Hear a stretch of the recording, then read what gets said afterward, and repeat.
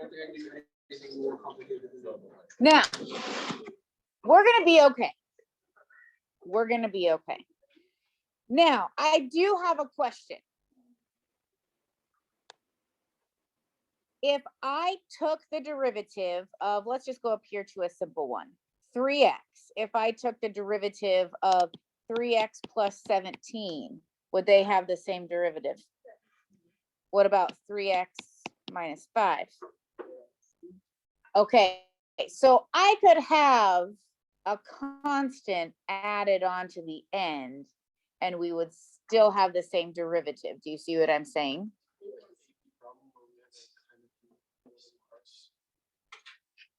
They had to justify that 2 graphs. Oh, right. Yes. So when we talk about antiderivatives, it is possible that they could differ by a constant. So here we go. Here is an antiderivative, and here we're actually going to have some notation. Okay? So capital F is an antiderivative. So capital F is the antiderivative of little f if, like we were talking about, the derivative of the antiderivative is our function, okay? And what's good about today is we have some notation right here that I boxed in blue.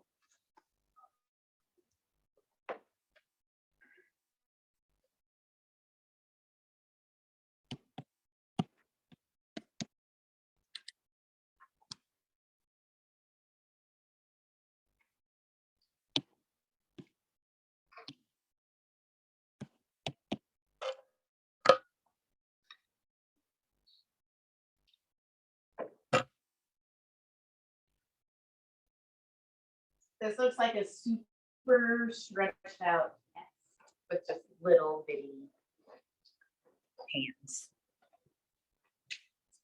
Thank you. Not Joe. Yeah, feel pretty good.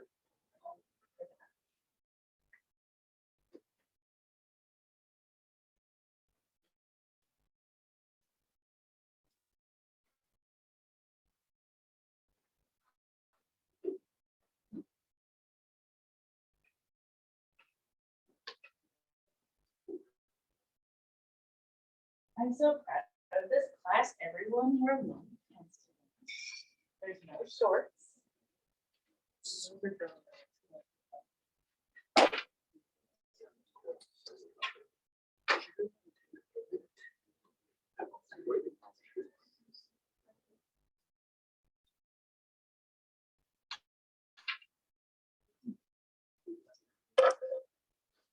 It's a what? It is a weird symbol. So this is how I draw the symbol, like this.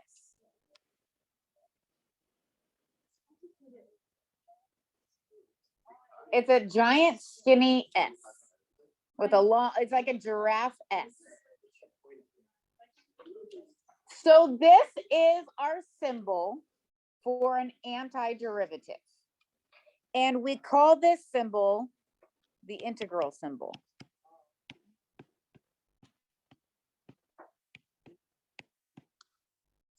So I could say the integral of f of x dx or the antiderivative of f with respect to x. Okay, so this dx is telling us which variable we're taking it with respect to, kind of like our ddx for our derivative. This dx is telling us which variable. Okay, and this symbol is the integral symbol. Okay. Tells us we're taking the antiderivative. Okay. So right now we have little f and big F, where when we start with little f, our antiderivative is big F. So this is what happens. An antiderivative and a derivative can kind of like undo each other, right? So if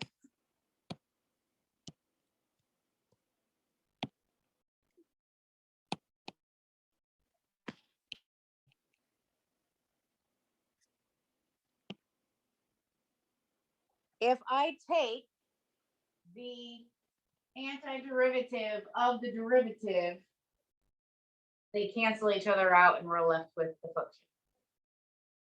See what I mean? Also, if we take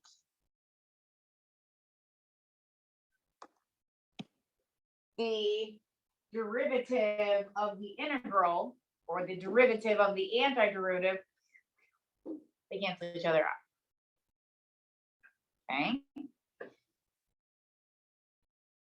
Now, anytime we're talking about an antiderivative, we do have to account for, there could be plus a constant. Okay. So we're going to write down some rules that you have basically discovered on that blue worksheet. Okay. Like unit 2, there will be rule quizzes for these antiderivatives. Okay. What's the derivative of a constant? 0. So the antiderivative of 0 is a constant.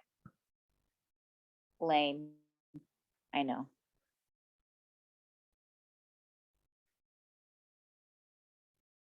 Okay. What is the derivative of kx plus c?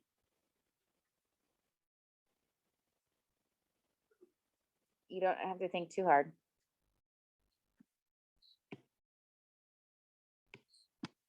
The derivative. The derivative of a number times x plus a number is just the coefficient of x. So if we have the integral of some constant, just like in number 1 and in number 2 with your 3, your negative 17, then our antiderivative is that number times x, but then we could have plus a constant.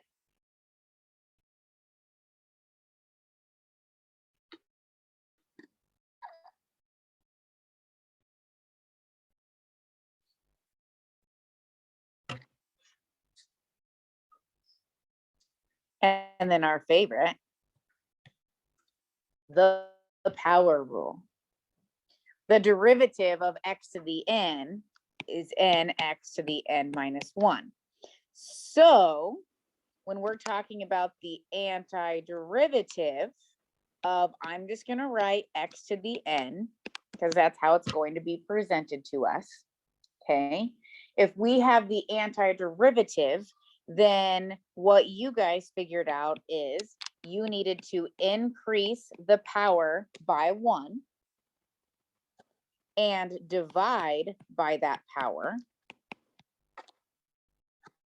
to make our derivative come out to be what we need.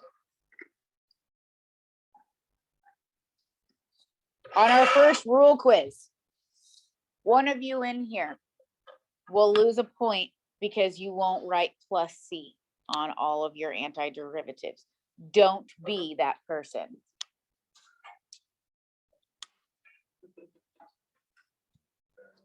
Okay, so officially, here are 3 of our rules. Let's do some examples.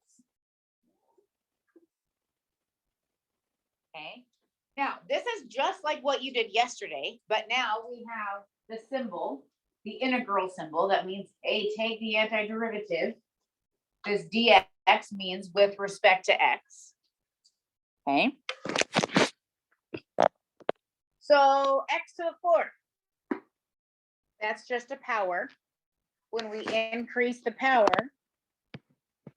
it becomes x to the 5th, and we have to divide by that power. Plus x cubed, that's a power rule. We add 1 to the power, divide by the power, and then we have to account for the derivative of any constant is 0, so plus C. What's really nice about what we're doing right now is we can totally check our answer. If we take the derivative of what I have here in blue, do we get what's inside our integral? Yes, we do. So we know we're right. Okay. I like that.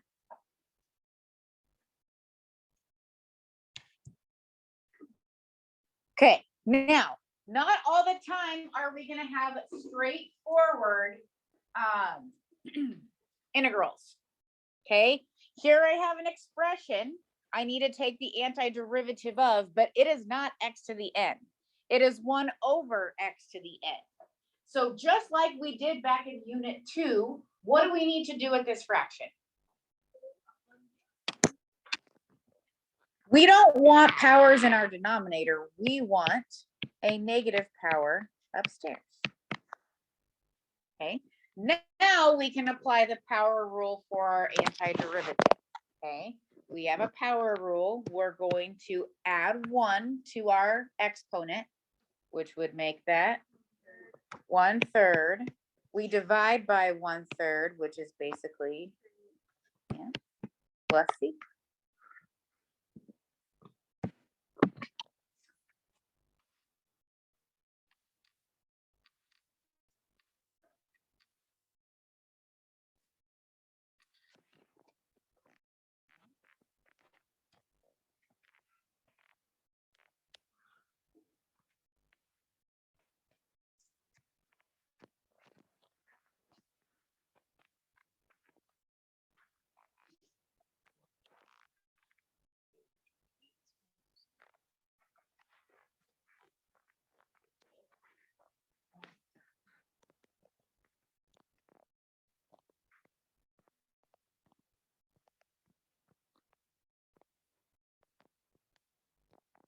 Can we take the antiderivative right now?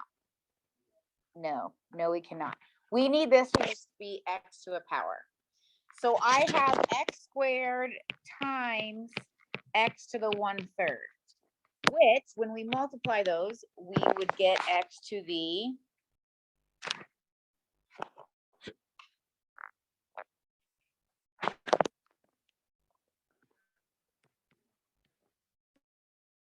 7/3, x to the 7/3.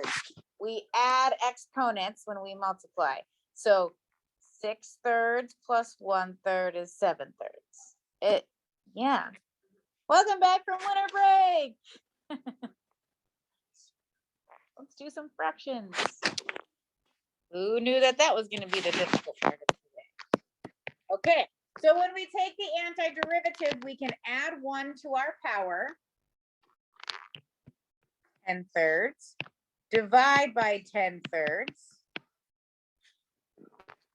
tack on our plus c.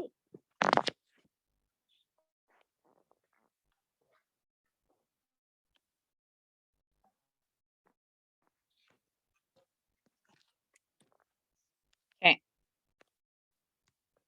You try these two.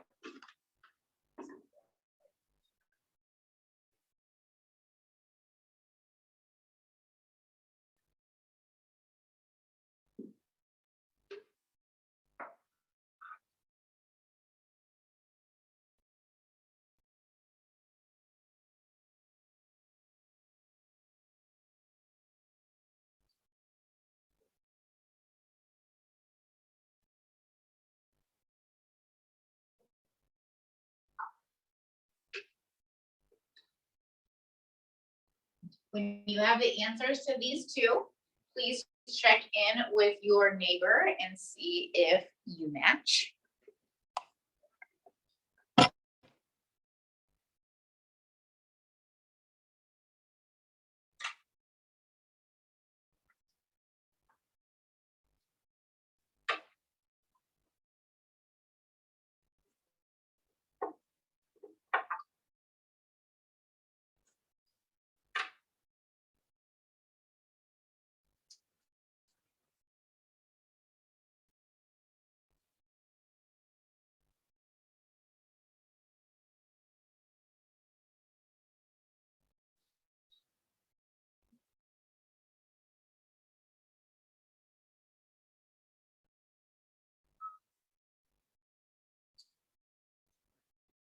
It is so quiet.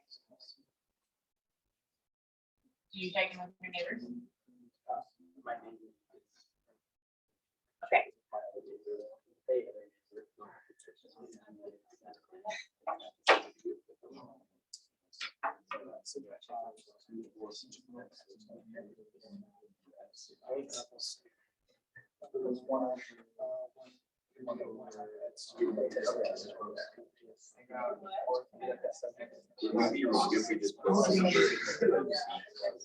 You would be, because it could be any number.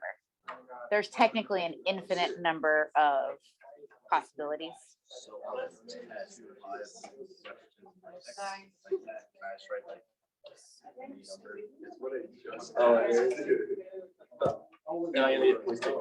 Yeah. Tomorrow we'll solve for that plus C.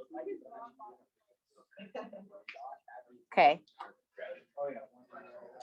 No, there has to just be like, if we know that like the coordinate 1, 2 is on this function, then we can figure out what C is. But otherwise, we just have a bunch of different possibilities.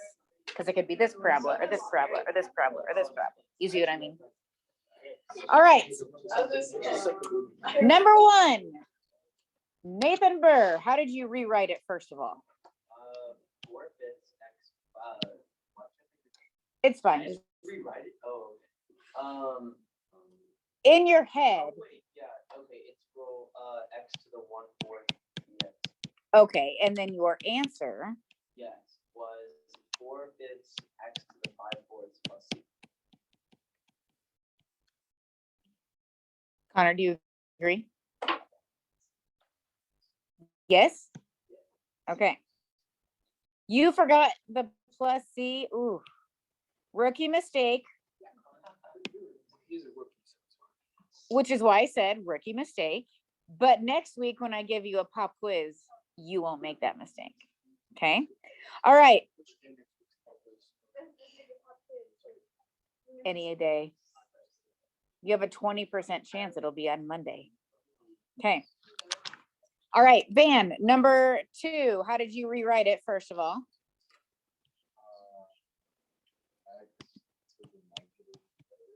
Okay, and then what's your antiderivative?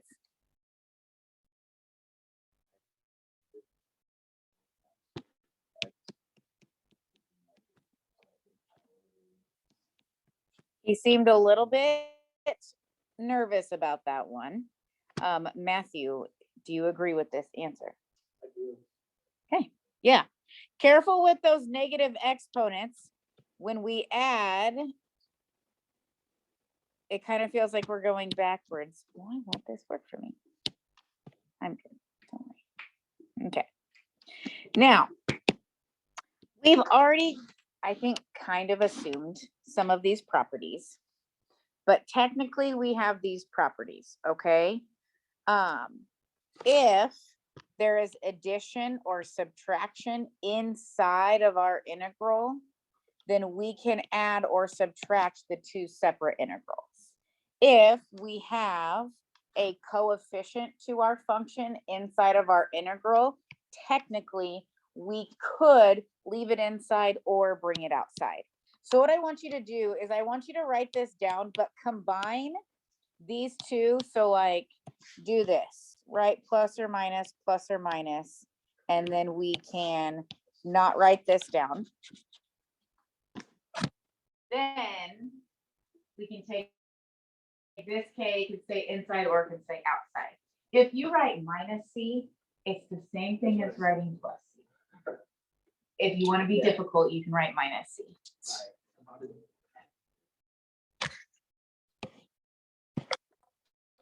Matthew likes to be difficult.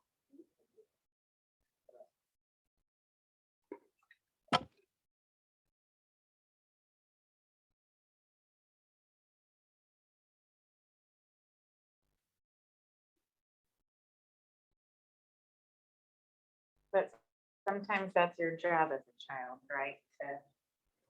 To push buttons, get underneath the skin of your pants.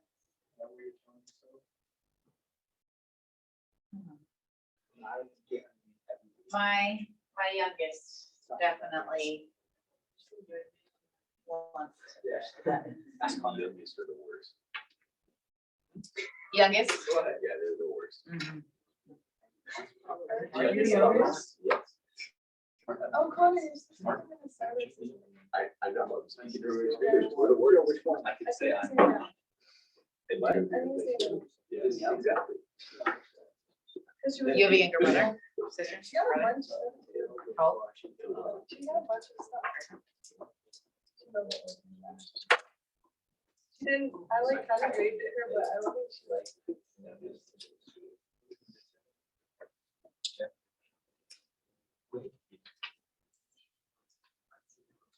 My youngest likes to be very literal. Like if we say, okay, keep your eyes peeled. Well, Mom, how do I peel my eyes? Like, go with it. But he does it just to. Yep. Yep. All right, so just like we did back in Unit 2, if we have something that does not look like x to the power, we are going to have to rewrite it. Just write it down. Don't worry, I'm gonna help you.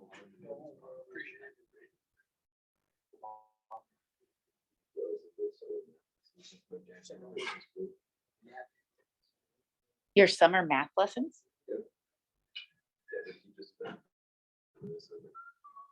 Yeah. You don't know, so long division, it was 6. Definitely don't need it. Now, here's the deal with anti-derivatives.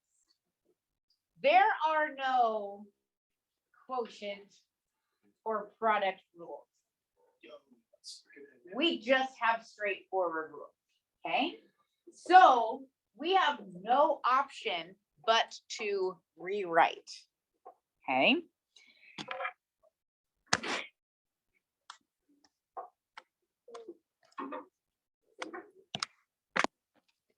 X cubed divided by x squared is just x.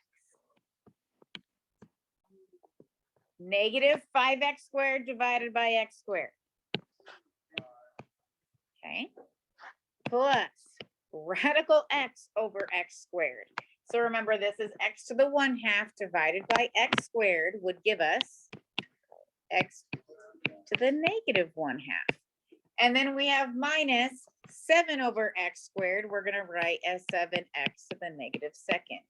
Now we can individually take these 4 anti-derivatives. Okay. So we have the antiderivative of x minus the antiderivative of 5 plus, let's see, add to the power,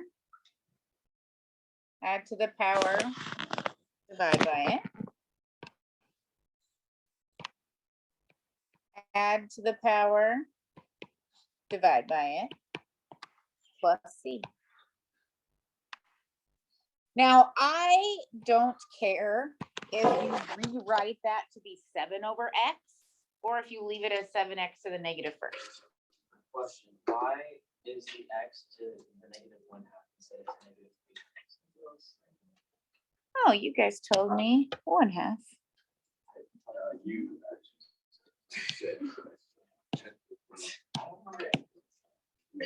Really? That's what I heard. I must be hearing things, but you are absolutely correct. So this should be negative 1/2.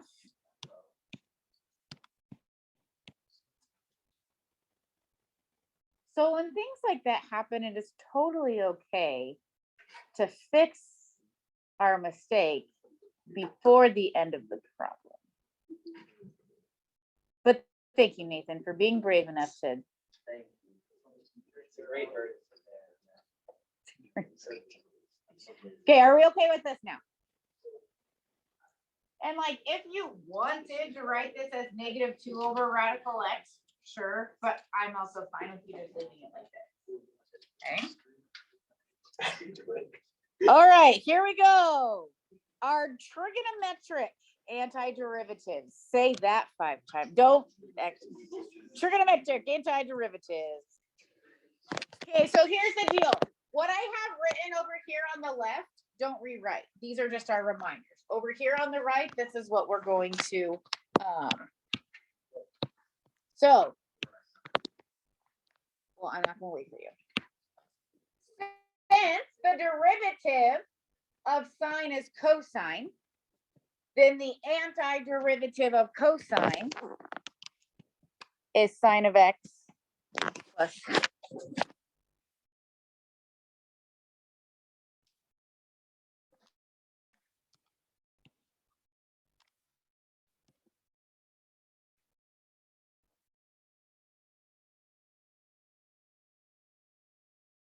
Since the derivative of cosine is negative sine, then the antiderivative of sine is negative cosine of x.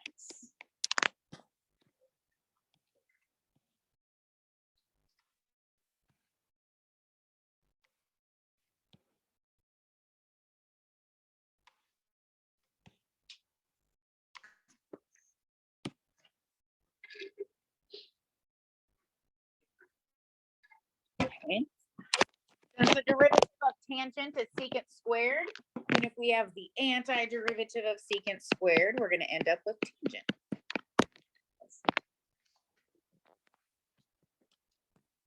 Hey guys, on your pop quiz, what I have highlighted in yellow, those are going to be 6 of your questions.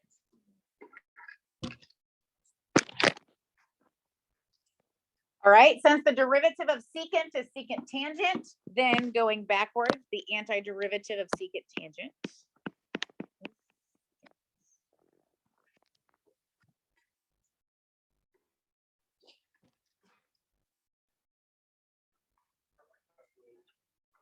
Oh, I wondered who that was. See you in a few minutes. Yep, too. Since the derivative of cosecant is negative cosecant cotangent, then the antiderivative of cosecant cotangent is a negative cosecant. A lot of syllables thrown out here. Last one. Since the derivative of cotangent is negative cosecant squared, then the antiderivative of cosecant squared is negative cotangent. Okay. Like I said earlier, we can always check our antiderivative, especially with these simple ones. Once we get into more complicated ones, it's not as fluid, but whatever our antiderivative is, we can take a derivative and get back to what's inside of our integral. Okay, so you sort of worked on these trig ones a little bit on your homework for that blue sheet, especially when there was like a coefficient inside. So go ahead and write this down.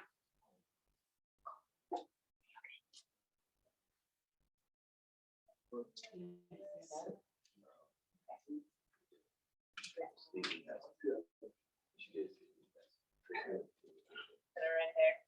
Okay. You in? All right, so we know that the antiderivative of cosine, is it positive or negative sine? Are you positive? As bad. Okay, it is a positive sign because the derivative of sine is positive cosine. But when we think about taking the derivative of sine of 7x, we would have to multiply by 7. So we need to counteract that with a 1/7 out front. Plus c, yes. If you write minus c, go for it.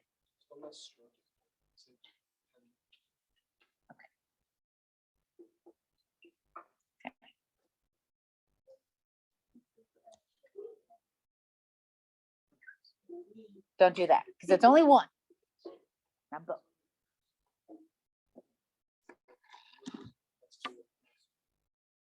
Just write this down.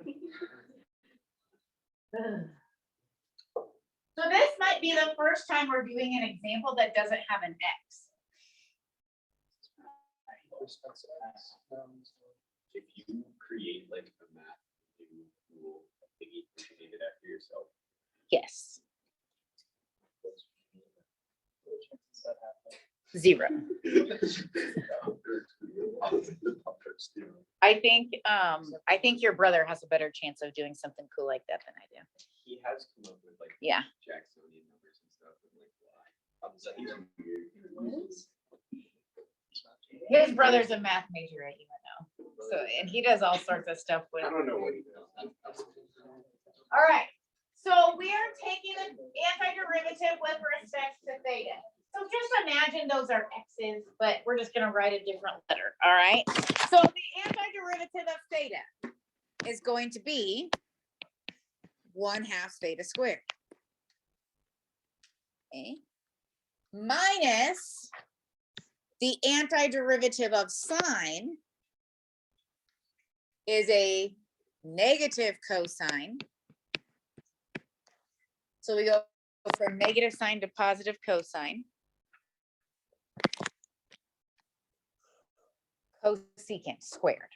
Well, that antiderivative is a negative cotangent. Do you agree? So this becomes a positive cotangent. We keep the 3 theta inside, but since there's a 3 theta inside, we have to counteract that with a 1/3.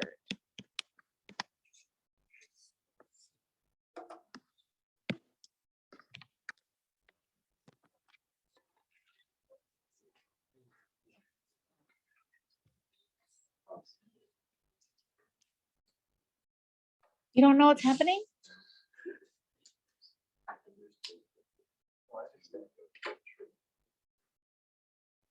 You what, like you don't understand? Like I don't know. My brain just doesn't hasn't gotten out of it. Okay.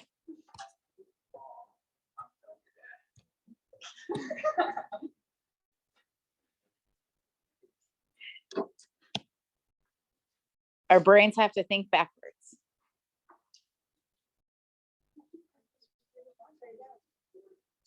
I've gotten really good at that over the years. Just like helping people with math, like if I'm sitting on the other desk. All right, can I like take the antiderivative right now? Totally no. No. So we need to rewrite this. So help me out. Cosine cubed over cosine squared. Okay, well that wasn't bad.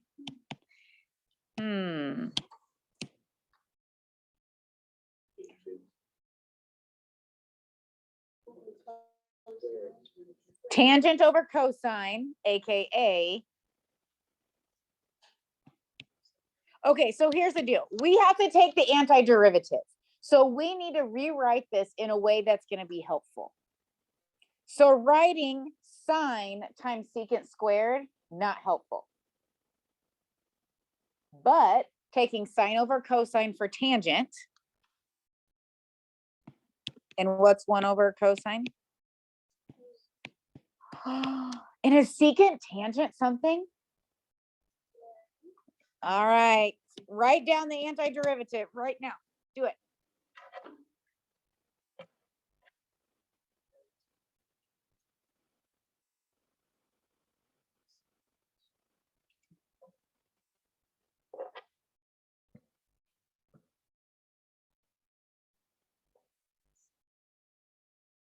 Thank you for telling everybody. Your whisper was not a whisper. Quinn, what's the answer?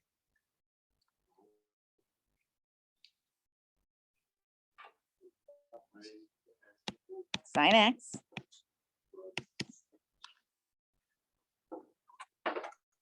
Well, which derivative gets you secant tangent? Good. Awesome. Okay, are you ready for the easiest antiderivative ever?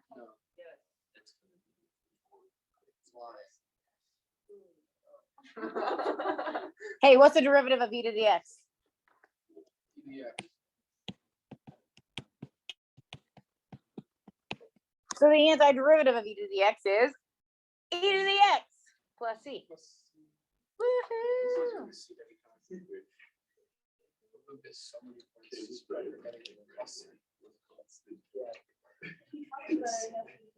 No, definitely. You're gonna remember.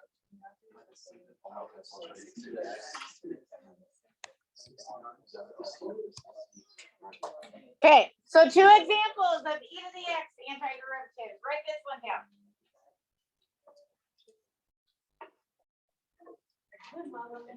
Yeah, okay, well, I tried to start to do that. You're no.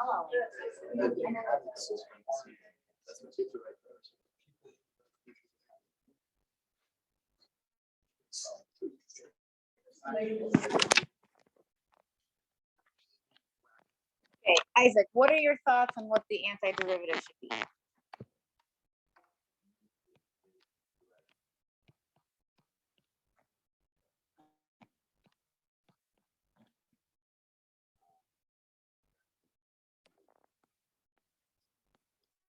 And the -1/2, because there's that -2 inside.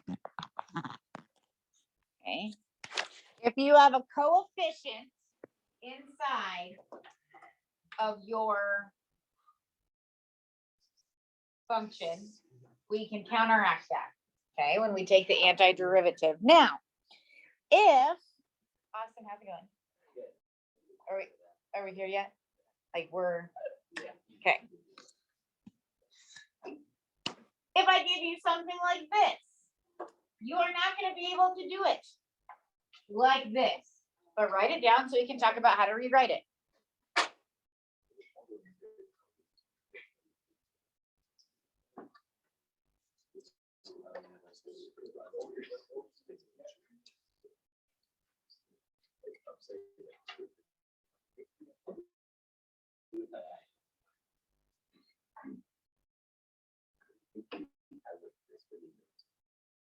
Sorry.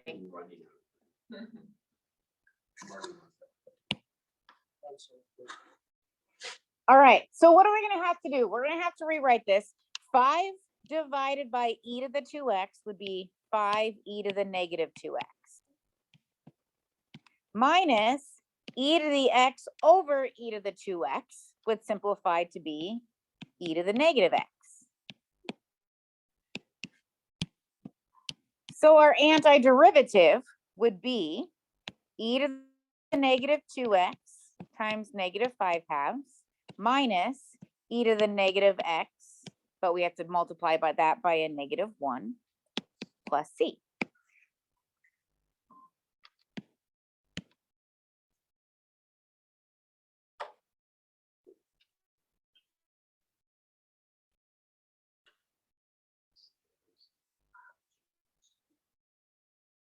Okay, last rule. There's one more thing that we haven't talked about.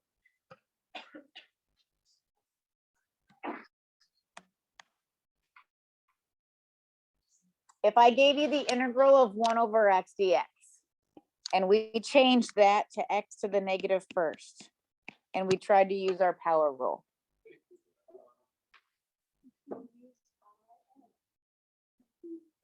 The natural log? Okay.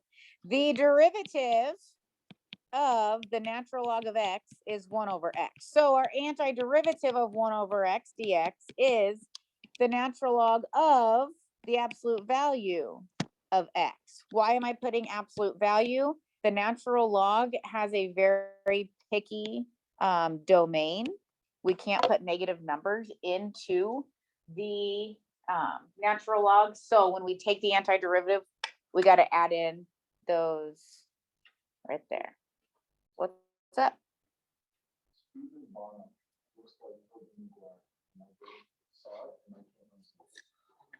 Looks like a very, very no. old. Maybe from over there. Maybe you are maybe more vision. I don't see that. Maybe thousand. That's it.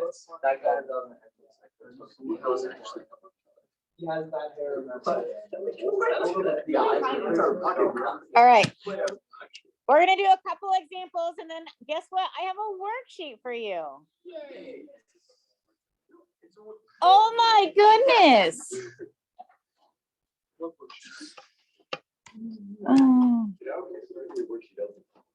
Okay. The antiderivative of 7/x. I'm giving you a chance to write it down.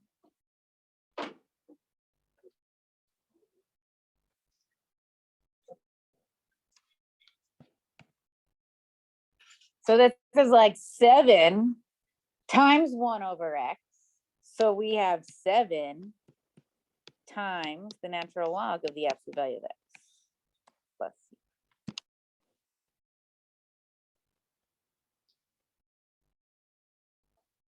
Remember when I said if you can't do derivatives, then the rest of the class is pretty challenging. Case in point, like don't know derivatives, can't do antiderivatives.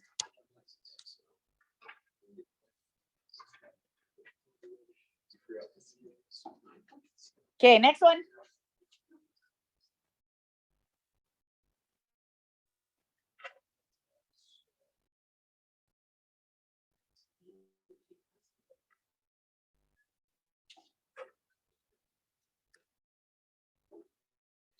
Mad minutes.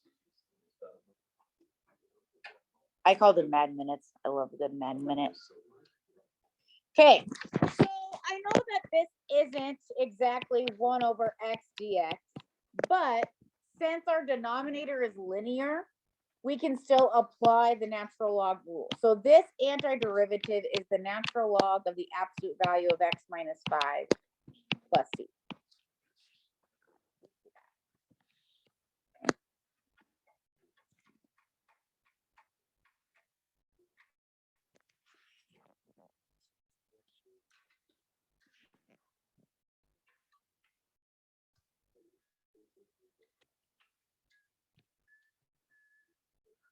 We'll make this the last example. How's that?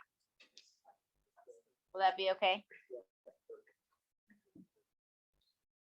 Okay, in order for us to do this antiderivative, we must rewrite it. We have x over x squared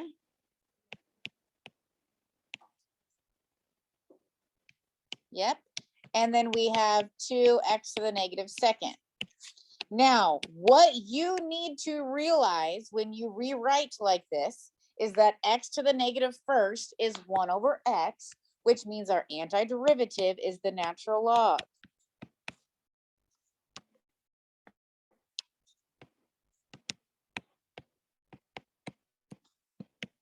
And then we can use our power rule on the other one. Okay. So x to the negative first is our natural log antiderivative. 2x to the negative second, we add 1 to the power and divide by it. So that's why we have our -2. Oh, that was my last example anyway. That's funny. Okay. So here we go. I have a worksheet for you.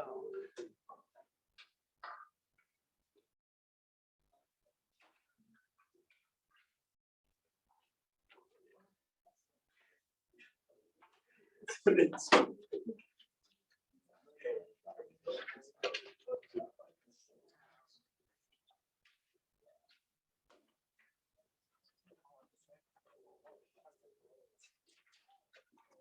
right, this worksheet is due tomorrow. There's